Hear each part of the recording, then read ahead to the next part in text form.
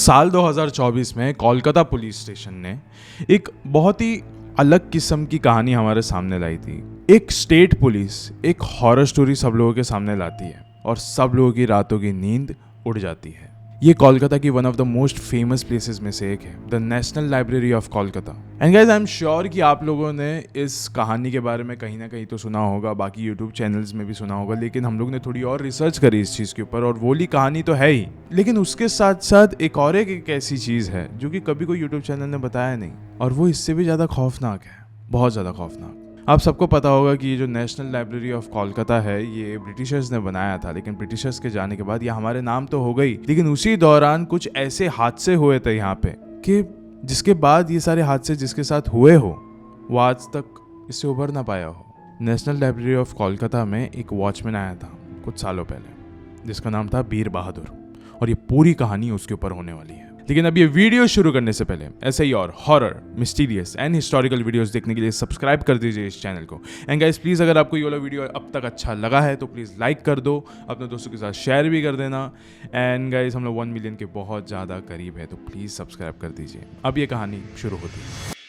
ये आज से तकरीबन 20-25 साल पुरानी कहानी है, जब कोलकाता की जो गवर्नमेंट थी वो इस कोलकाता नेशनल लाइब्रेरी के लिए एक वॉचमैन ढूंढ रही थी, सिक्योरिटी गार्ड ढूंढ रही थी। तो उनको मिला था बीर बहादुर, इसको चुना गया था वहाँ के एज अ वॉचमैन के लिए। एंड बीर बहादुर एक ऐसा आदमी नहीं था जो कि सिर्फ जॉब ढूंढ रहा था या फिर कि उसका नया नया जॉब था, एक्सपीरियंस आदमी था, बहुत सालों से वॉचमैन या फिर सिक्योरिटी गार्ड की उसने नौकरी खरी थी। एंड गाइस, ये जो प्रॉपर्टी थी ना, ये ब्रिटिश गवर्नमेंट के पास से आने के बाद towards Indian government this was a heritage. तो पहले ही दिन लाइब्रेरी वालों ने बीर बहादुर को कह दिया था कि आपकी जो ड्यूटी है वो नाइट ड्यूटी होने वाली है, सुबह में आपका काम नहीं रहेगा इतना। एंड और भी बातें उसको बताई गई थी कि ये जो लाइब्रेरी है उसके अंदर अक्सर सुबह, दोपहर एंड शाम को स्टूडेंट्स आया करते हैं, एंड रात को यहाँ पे कोई भी नहीं होता, रात को खाली सिक्योरिटी गार्ड्स एंड वॉचमैन रहते हैं यहाँ पे। एंड फिर बीर बहादुर ने भी वहाँ पे कहा था कि हाँ साहब, मुझे कोई फर्क नहीं पड़ता ये सबसे, मुझे आदत है, मैं पहले भी नाइट ड्यूटी कर चुका हूँ। रात हो गई है, बीर बहादुर बाकी सारे सिक्योरिटी गार्ड्स के साथ बैठा हुआ था। अब बाकी सारे जो सिक्योरिटी गार्ड्स थे, वॉचमैन थे, वो ये बात कर रहे थे कि अच्छा हुआ बीर बहादुर को ना ईस्ट लॉन दे दिया गया है। मैं होता तो मैंने एकदम राहत की सांस लेता। फिर बीर बहादुर ने कहा क्यों?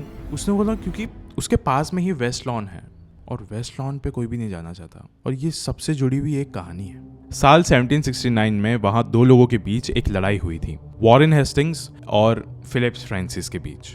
दोनों ने एक दूसरे को मारा था, लेकिन उनमें से फिलिप को ज्यादा लग गई थी। फिलिप वहां से भाग निकला, लेकिन ब्लड लॉस इतना हो चुका था कि उसकी वहीं पर मौत हो गई, और जहां उसकी मौत हुई वो जगह थी इस लाइब्रेरी का वेस्ट लॉन। तब से ऐसा बताया जाता है कि हर अमावस की रात में फिलिप की आत्मा इन्हीं गलियारों में फिरती है, अपने बदले की तलाश में रहती है। बीर बहादुर को लगा कि ये सब सिर्फ कहानी है, भूत प्रेत जैसी कोई चीज नहीं होती, और इससे पहले भी तो मैं नाइट ड्यूटी ही तो करता था। बीर बहादुर ने सब कुछ इग्नोर किया और अपनी ड्यूटी पे चला गया। देर रात हो रही थी और वो अपने पत्नी के साथ कॉल पे बात कर रहा था। वो बता रहा था कि कैसे ये जगह बड़ी है और कैसे आज उसके साथ वालों ने उसे डराया था। तभी उसकी पत्नी ने कहा कि मेरी भी कुछ रिश्तेदार वहीं के हैं और उनका भी कुछ ऐसा ही कहना है। बीर बहादुर एकदम परेशान हो गया था कि सब लोग मुझे डराने के पीछे क्यों पड़े हुए हैं, और उसने वहीं पे अपना फ़ोन रख दिया। और वो बार बार अपने आप से यही बोले जा रहा था कि अरे यार, मैं यहाँ पे काम करने आया हूँ, लोग मुझे क्यों डराए जा रहे हैं बार बार।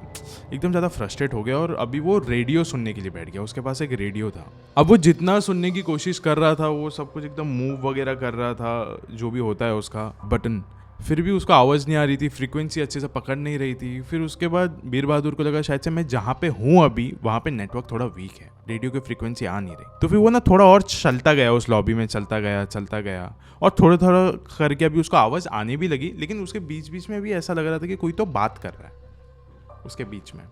फिर वो और चलता गया। फिर उसके बाद उसको लगा कि शायद से इस लॉबी में ही कुछ दिक्कत है, मैं एकदम बाहर चले जाता हूँ।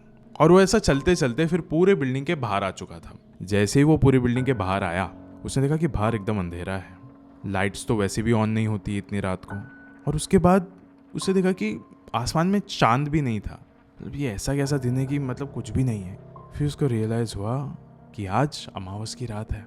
उसको जैसे ये रियलाइज़ हुआ, उसका जो रेडियो था वो एकदम ऑफ हो गया। जो वो ऐसी आवाज़ करता है ना, वो अभी कुछ भी नहीं कर रहा था, लेकिन फिर भी रेडियो में से एक आवाज़ आई, आज मेरा दिन है, बीर बहादुर के हाथ से अभी वो वाला रेडियो नीचे गिर चुका था और जैसे ही उसने पीछे पलट के देखा वहाँ पे लिखा हुआ था वेस्ट लॉन। एंड वो तभी कुछ कुछ बातें समझ रहा था कि ये जो भी चीज़ें थी ना वो एक कहानी नहीं थी, वो असल में यहाँ का एक इतिहास है। और शायद से ये जो वेस्ट लॉन है ये वही जगह है जहाँ पे फिलिप की असलियत में मौत हुई थी।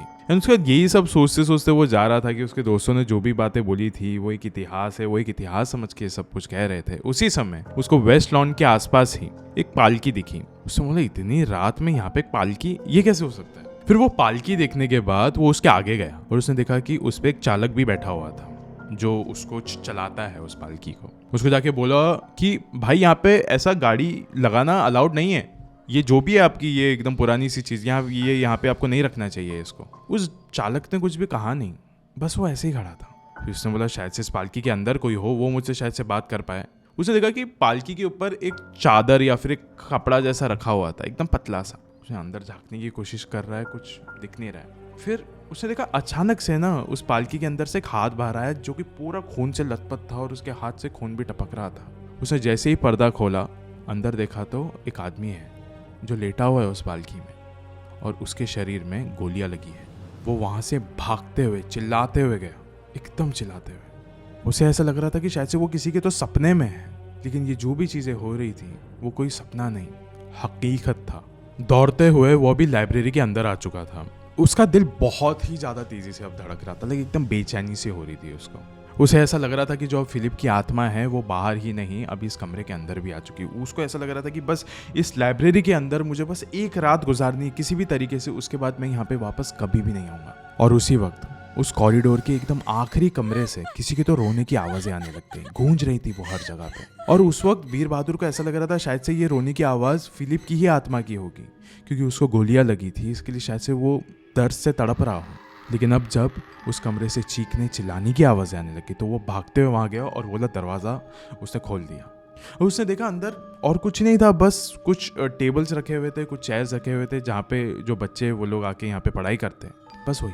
लेकिन फिर भी उसके एकदम कोने में एक बच्चे की आवाज़ में कुछ सेंटेंस सुनाई देता है और वो आवाज़ थी, मैं ऐसा नहीं करूँगा, मुझे जाने दो। उस बच्चे ने जब देखा कि कोई उसके पास आ रहा है वो जल्दी से उठा और जाके उसको गले लगा लिया।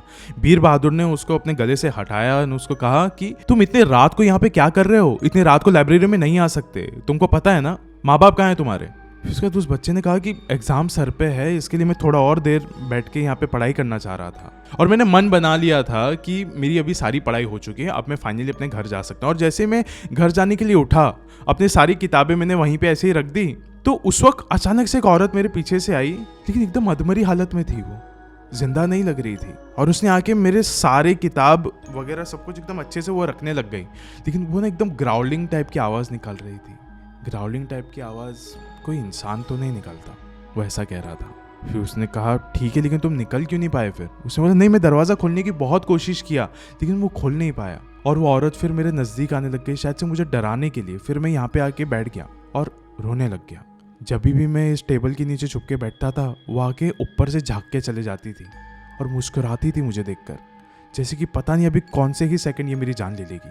फिर उसके बाद बीर बहादुर ने बोला चलो ठीक है, मैं तुमको बाहर तक छोड़ता हूँ, लेकिन ये सब कुछ क्या है, मुझे इसकी एकदम माइन्यूट डिटेल तक मुझे जाना पड़ेगा कि क्या है इसका असली इतिहास, ये औरत का क्या इतिहास है, वो फिलिप्स वगैरह क्या। बहुत ज़्यादा कंफ्यूज था, लेकिन एक चीज़ वो जान गया था कि मुझे इसका इतिहास जान के रहना है। बीर बहादुर सीधा दूसरी विंग में गया और उस इंसान को मिला जिसने उसे ये सारी बातें कही थी। बीर बहादुर ने उसे ये बोला कि कैसे उसे वेस्ट लॉन में एक पालकी दिखाई थी और फिर जाकर उसने एक बच्चे को भी बचाया। फिर उस आदमी ने कहा यहाँ फिलिप की आत्मा तो भटकती ही है, लेकिन साथ ही एक औरत की भी आत्मा यहाँ पे भटकती है जिसका नाम है द लेडी मेटकाल्फ, जो कि इसी लाइब्रेरी में रहा करती थी। कहा जाता है कि उन्हें चीज़ें साफ सुथरी रखने का शौक था और जब उनका देहांत हुआ उस वक्त भी उनकी आत्मा यहीं पर भटक रही थी और चीज़ें साफ सुथरी रखती है, लेकिन अगर फिर भी कोई उन्हें गंदगी फैलाते हुए दिख गया तो वो उसे नहीं छोड़ती।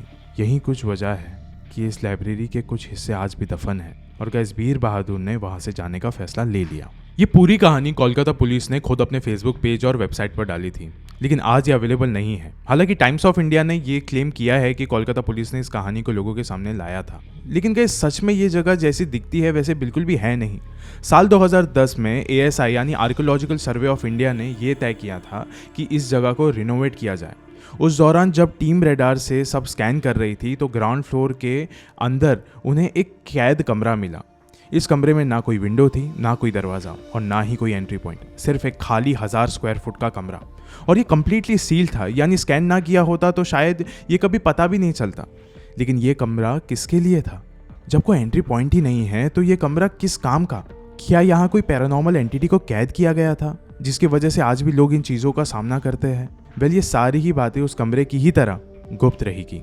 इस वीडियो के अंत में मैं आपसे बस इतना ही कहना चाहूँगा कि हमारे देश में से बहुत सारी हिस्टोरिकल जगहें हैं जो कि हॉन्टेड है, जो जहाँ पे पैरानॉर्मल एंटिटीज़ रहती है। ऑफ कोर्स आपने सबका नाम सुना होगा मेरे मुंह से, भानगढ़, कुलधारा हो गया, लंबी दहर माइंस हो गया, हर एक जगह के बारे में मैंने आपसे अक्सर बात करी है। लेकिन गाइस, मैं आपको एक बात कहना चाहता हूँ कि आप जब भी कहीं पे भी किसी भी हिस्टोरिकल जगह पे जाने की कोशिश करो तो पहले उसका इतिहास जानना मत भूलो। इतिहास बहुत ज़्यादा ज़रूरी होता है, हिस्ट्री। वरना हो सकता है कि आप कभी वहाँ पे घूमने की नीयत से जाओ और वहाँ पे कोई और बैठा हो जिसकी नीयत कुछ अलग हो, जो आपको तकलीफ़ पहुँचाना चाहती हो, आपको चोट पहुँचाना चाहती हो, या फिर अपनी ही दुनिया में शामिल करना चाहती हो सकता है। शुक्रिया।